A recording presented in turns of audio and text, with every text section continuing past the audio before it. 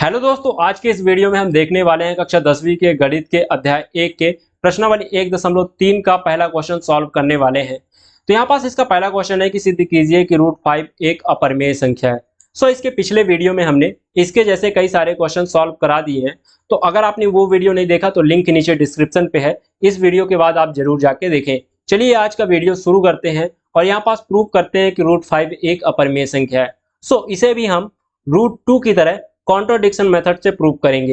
यहाँ पास कॉन्ट्रोडिक्शन का हिंदी मीनिंग होता है विरोधाभास। ठीक है, तो यहाँ पास मैं आपको कॉन्ट्रोडिक्शन का मतलब बताता हूँ कि क्या होता है। देखिए, जिस चीज को हमें प्रूव करना होता है जस्ट उसके हम उल्टा या कुछ और मान लेते हैं, और जब हम उसे कुछ और मान लेते हैं तो यहाँ पास हम क्या हो जाते हैं, गलत हो जाते हैं। और जब हम गलत हो जाते हैं तो फिर सही क्या चीज है, यानी जो चीज पहले से दी गई है वो क्या है, सही है। इसी तरह हम √5 एक अपरिमेय संख्या है को जस्ट इसका उल्टा √5 एक परिमेय संख्या मान के इसे सॉल्व करेंगे, और जब हम सॉल्व करेंगे तो यहाँ पास हम गलत हो जाएंगे, और जब हम गलत हो जाएंगे तो ये प्रूव हो जाएगा कि √5 एक अपरिमेय संख्या है। तो चलिए इसे हल करते हैं और हल करते करते भी समझते हैं। यहाँ पास हल करेंगे और सबसे पहले हम क्या करेंगे, मानेंगे। तो चलिए मानते हैं, माना √5 एक परिमेय संख्या है, परिमेय संख्या है। ठीक है, अब जब ये परिमेय संख्या है √5, इसे हम क्या कर सकते हैं, p/q के रूप में लिख सकते हैं, है ना, p/q के रूप में लिख सकते हैं। और जब इसे हम p/q के रूप में लिख सकते हैं तो इसका सिंपलेस्ट फॉर्म भी लिख सकते हैं।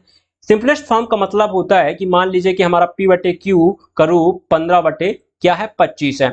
अब यहाँ पास हम क्या करेंगे, इसका सिंपलेस्ट फॉर्म निकालने के लिए 15 और 25 का दोनों का उभयनिष्ठ गुणनखंड निकाल लेंगे। ठीक है, देखिए कैसे, दोनों का फैक्टर निकालिए, क्या होगा, 3 × 5 होगा।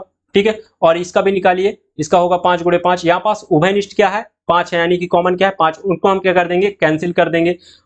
और जब हम इसे कैंसिल कर देंगे तो हमारे पास बचा क्या है, यहाँ पास 3 बचा और 5। इसका मतलब हमारे पास 1 के अलावा कोई भी उभयनिष्ठ इसका गुणनखंड नहीं है। ठीक है, इसी तरह यहाँ पास √5 का भी होगा। तो मान लेते हैं कि इसका √5 का सिंपलेस्ट फॉर्म क्या है, a और b है, यानी a/b है। ठीक है, और जब ये सिंपलेस्ट फॉर्म है तो इसी सिंपलेस्ट फॉर्म को हम क्या कहते हैं कि ये सहभाज्य है, यानी कि a और b क्या है, सहभाज्य है। ठीक है, यानी कि को प्राइम है। तो चलिए यहाँ पास हम लिख लेते हैं √5 को परिमेय संख्या के रूप में। यहाँ पास इसका परिमेय संख्या a/b है, जो कि सबसे सिंपलेस्ट फॉर्म है। यहाँ आपको मेंशन करना पड़ेगा कि a और b क्या है। तो यहाँ पास आप बता दीजिए कि जहां a और b क्या है, सहभाज्य है। ठीक है, जहां a और b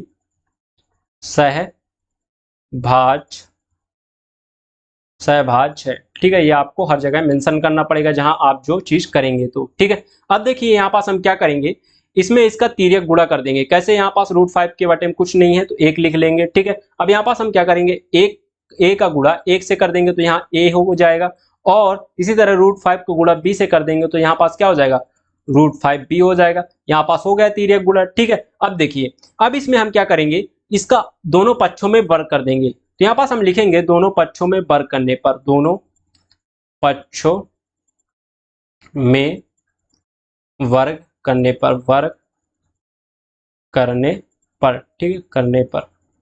तो चलिए वर्ग करते हैं। तो ये क्या होगा हमारा, ये हमारा हो जाएगा a² और ये हमारा क्या हो जाएगा, √5 p का स्क्वायर। ठीक है, अब चलिए इसको और आगे हल करते हैं। तो ये हमारा a² ही रहेगा, और जब हम √5 का स्क्वायर करेंगे तो हमें क्या मिलेगा, 5 मिलेगा। और जब हम क्या करेंगे, b का स्क्वायर करेंगे तो हमें b² मिल जाएगा। अब यहाँ पास एक चीज देखिए, हमने एक प्रमेय पढ़ी थी, क्या प्रमेय 1.3, जिसमें कहता है कि अगर आपके पास कोई अभाज्य संख्या मान लीजिए p है, और आपके पास कोई धनात्मक पूर्णांक a² है, अगर ये p a को क्या करती है, a² को विभाजित करती है, तो यही p आपका a को भी क्या करेगी, विभाजित करेगी, यानी कि इसके स्क्वायर रूट को क्या करेगी, विभाजित करेगी। तो उसी चीज का हम यहाँ पास प्रयोग करेंगे। यहाँ पास देखिए क्या है, a² = 5b² है, यानी कि a² का गुणनखंड यहाँ पास क्या हो गया, 5b² हो गया। अब जब ये गुणनखंड हो गया तो ये 5a² को क्या करेगी, विभाजित करेगी, और जब ये 5a² को क्या करेगी, विभाजित करेगी, तो यही 5a को भी क्या करेगी, विभाजित करेगी, है ना। तो जब ये 5a को विभाजित करेगी तो हम यहाँ पास लिख सकते हैं a को कुछ 5 × c के फॉर्म में। यहाँ पास आपको ये भी बताना पड़ेगा कि c क्या है, यहाँ पास c आपका कोई पूर्णांक है। ठीक है, तो यहाँ पास हम लिख देंगे जहां c कोई पूर्णांक है। ठीक है, कोई पूर्णांक है, पूर्णांक है। ठीक है। और यहाँ पास आपको प्रमेय लिखना पड़ेगा कि ये जो आया वो किस प्रमेय के तहत आया या किसके द्वारा आया है। ठीक है, तो यहाँ पास हम लिखेंगे हम जानते हैं, हम जानते हैं, जानते हैं, जानते हैं अगर अगर जो 5 है ए स्क्वायर को विभाजित करती है। ठीक है, विभाजित विभाजित करती है, इसीलिए इसीलिए 5 ए को भी विभाजित करेगी। ठीक है, विभाजित करेगी करेगी। यहाँ पास हमने प्रमेय 1.3 का प्रयोग कर लिया। अगर आप वो वीडियो देखना चाहते हैं प्रमेय 1.3 का, तो उसका लिंक भी नीचे डिस्क्रिप्शन पे है, एक बार जाके उसको प्रूव कीजिएगा आप। ठीक है, तो देखिए अब यहाँ पास देखिए a इज इक्वल टू क्या है 5c। यहाँ पास आप देख सकते हैं कि हमने a का क्या निकाल लिया, गुणनखंड निकाल लिया। अब इसी तरह हम b का भी गुणनखंड निकाल लेंगे। ठीक है, सेम इसी तरह b का गुणनखंड निकालेंगे। और जब अगर b का गुणनखंड और a का गुणनखंड में कुछ कॉमन आ गया तो इसका मतलब हम गलत हो गए, और कॉमन नहीं आया तो इसका मतलब हम क्या हो गए, सही हो गए। ठीक है, तो चलिए देखते हैं होता क्या। ठीक है, तो यहाँ पास एक चीज हम देख सकते हैं, यहाँ पास इसे हम मान लेते हैं कि ये हमारा इक्वेशन 1 है इसे, और इसे हम मान लेते हैं कि ये हमारा इक्वेशन 2 है। ठीक है, अब देखिए यहाँ पास ये क्या है, इज इक्वल टू √5b है, और ये है इज इक्वल टू 5c है। ठीक है, अब यहाँ पास हम क्या करते हैं, समीकरण 1 यानी इक्वेशन 1 में इक्वेशन 2 का मान रख देते हैं। ठीक है, अब जब हम इसका करेंगे तो हमें क्या मिल जाएगा, यहाँ पास b का मान मिलने वाला है। ठीक है, तो चलिए देखते हैं, यहाँ पास मान रखते हैं। तो यहाँ पास a का मान जब समीकरण 1 में रखेंगे तो ये हमारा क्या हो जाएगा 5c। ठीक है, तो ये हम यहाँ लिखते हैं 5c इज इक्वल टू क्या हो जाएगा √5b, हमें b का मान चाहिए। ठीक है, अब यहाँ पास देखिए हम क्या करेंगे, जो चीज यहां से हमने करना शुरू की है, ठीक है, दोनों पक्षों में वर्ग, वही चीज हम फिर से यहां करेंगे और हम b का इसी तरह मान निकाल लेंगे, सेम प्रोसेस होगा। तो चलिए हम सबसे पहले क्या करते हैं, दोनों पक्षों में वर्ग कर देते हैं। ठीक है, दोनों पक्षों में वर्ग करने पर, वर्ग करने करने पर। ठीक है, तो चलिए दोनों पक्षों में हम जब वर्ग करेंगे तो ये हमारा हो जाएगा 5c का स्क्वायर, और ये हो जाएगा हमारा √5b का स्क्वायर। ठीक है, तो देखिए अब जब इसे आगे हम कैलकुलेट करेंगे तो ये क्या होगा, 5 का स्क्वायर करेंगे तो यहाँ पास क्या होगा 5 25। ठीक है, और जब हम c का स्क्वायर करेंगे तो ये स्क्वायर हो जाएगा। अब यहाँ पास हम इसी तरह अगर √5 का स्क्वायर करेंगे तो हमें 5 मिलने वाला है, और जब b का स्क्वायर करेंगे तो हमें b स्क्वायर मिलने वाला है। ठीक है, अब देखिए यहाँ पास हम क्या करते हैं, हमें अभी क्या चाहिए, b का मान चाहिए, तो हम यहाँ पास b स्क्वायर को अकेला करते हैं। ठीक है, तो यहाँ पास 5 क्या इसकी मल्टीपल में है, तो इधर जब 75 कर देंगे तो ये क्या हो जाएगा, ये डिवाइड में हो जाएगा। तो चलिए 75 कर देते हैं हम यहाँ पास, ये हो जाएगा हमारा 25/5 c square is equal to b square. ठीक है, यहाँ पास 5 को इधर 75 हमने कर दिया।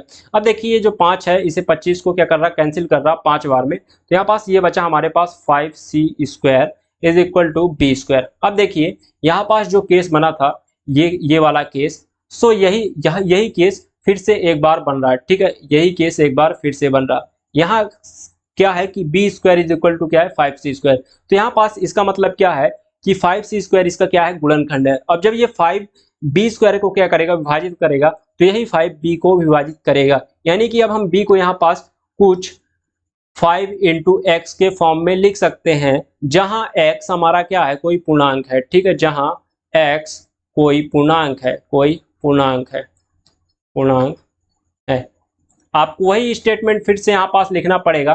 क्या, देखिए क्या लिखना पड़ेगा, हम जानते हैं, हम जानते हैं, जानते हैं अगर 5 इस बार किसको विभाजित कर रही है, b स्क्वायर को कर रही है ना, तो यहाँ पास लिखेंगे क्या, b स्क्वायर को विभाजित करती है, को विभाजित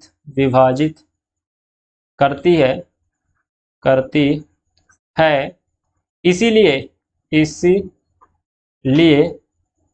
5a को विभाजित करेगी, b को भी विभाजित करेगी। यहाँ पास b स्क्वायर है ना, तो b को करेगी, है ना, विभाजित करेगी, b को भी विभाजित करेगी, विभाजित करेगी। ठीक है, करेगी लिख लेना आगे। ठीक है, ये हो गया। ठीक है, सो यहाँ पास आपको लिख देना है। अब यहाँ पास देखिए हम इसे क्या कर देते हैं, इक्वेशन 3 का नाम दे देते हैं, यहाँ पास 3 का नाम देना है। ठीक है, तो यहाँ पास हमने इसको 3 का नाम दे दिया, हमारे पास दूसरा ये तीसरा। अब यहाँ पास देखिए इक्वेशन 3 और इक्वेशन 2 को देखिए, ये क्या है, एज इक्वल टू 5c, यानी कि हमें एज इक्वल टू 5c है, इसका मतलब 5 क्या है, इसका गुणनखंड है। इसी तरह यहाँ पास देखिए b is equal to 5x है, ठीक है, यानी कि यहाँ पास 5 जो है इसका b का गुणनखंड है। अब देखिए a और b का हमने क्या बोला था, यहाँ पास जो हमारा a बटे b था, हमने बोला था कि इसका एक के अलावा कोई उभयनिष्ठ गुणनखंड नहीं है, ठीक है। अब यहाँ पास अब जब इसे हम सॉल्व करते हैं तो यहाँ पास हम देखते हैं कि इसका एक और गुणनखंड है 5 है, यानी 5 है। सो यहाँ पास हमने क्लियरली देख लिया कि इसका गुणनखंड क्या है 5। सो यहाँ से हम क्या हो जाते हैं, गलत साबित हो जाते हैं। जो चीज हमने यहाँ पास बोला था कि एक के अलावा इसका कोई गुणनखंड नहीं है, तो यहाँ पास हमको वही चीज शब्दों में बताना पड़ेगा कि ये क्यों हुआ और ये कैसे हुआ, ठीक है। तो चलिए हम बताते हैं और इसका निष्कर्ष क्या निकलता है। तो चलिए हम सबसे पहले इसको लिख लेते हैं, फिर आपको आगे समझाते हैं। अब देखिए जो चीज यहाँ पास हमने समझा उसी को यहाँ पास शब्दों में लिख दिया। देखिए क्या देखा कि समीकरण 2 और समीकरण 3 से यह स्पष्ट है कि a और b का कम से कम एक उभयनिष्ठ गुणनखंड 5 है, ठीक है। लेकिन इससे इस कथन का विरोधाभास हो रहा है, यानी कॉन्ट्रोडिक्शन हो रहा है कि a और b का एक के अलावा कोई उभयनिष्ठ गुणनखंड नहीं है, ठीक है। हमने बोला था कि a और b का कोई एक के अलावा और कोई उभयनिष्ठ गुणनखंड नहीं है। फिर आगे देखिए, अतः हमें यह विरोधाभास इसलिए प्राप्त हो रहा है क्योंकि हमने गलत कल्पना कर लिया था कि √5 एक परिमेय संख्या है। सो इससे कुल मिला के निष्कर्ष निकलता है कि √5 एक अपरिमेय संख्या है, ठीक है। सो यहाँ पास हमने देखा कि जब इसे हमने इसका उल्टा मान लिया तो हम गलत साबित हो गए, और गलत साबित होने पर हमने ये देखा कि जो गलत हो गया तो सही क्या चीज है, यानी कि जो चीज पहले से दिया गया है वो सही है। आई होप आपको हमारा √5 वाला प्रूफ समझ में आ गया होगा। अगर समझ में आ गया तो जल्दी से वीडियो को लाइक कर दो, और चैनल पे नए हो तो चैनल को सब्सक्राइब करो और जाके कमेंट सेक्शन पे बताओ कि हमें समझ में आ गया सर। अगर इसका पीडीएफ नोट्स चाहिए तो हमारा टेलीग्राम चैनल ज्वाइन कर लो, लिंक नीचे डिस्क्रिप्शन पे है, या जाके सर्च करो आलोक मोशन क्लासेस और ज्वाइन करो। मिलते हैं अगले वीडियो पर, तब तक के लिए बाय बाय।